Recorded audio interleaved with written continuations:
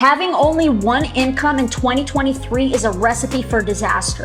The average salary is $60,000 per year. That's $5,000 per month before taxes. After taxes, that's $3,862. The average mortgage or rent is $2,500. And then let's just say $1,000 for groceries, entertainment, food, so on and so forth.